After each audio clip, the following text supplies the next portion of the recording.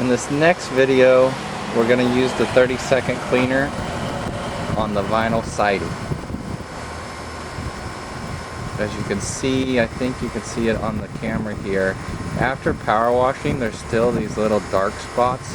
I'm going to see if this 30-second cleaner will take that off. I'm also going to use the 30-second cleaner without power washing the siding first on this section that's pretty heavily coated with algae and mildew.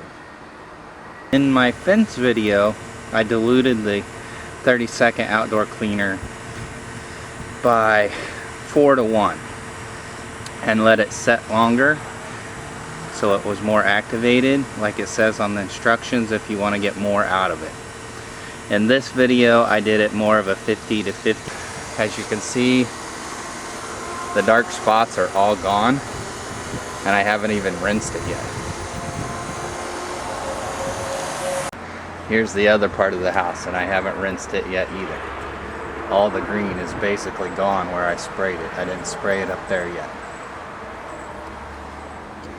So I think mixing it stronger and getting less out of it is probably the way to go.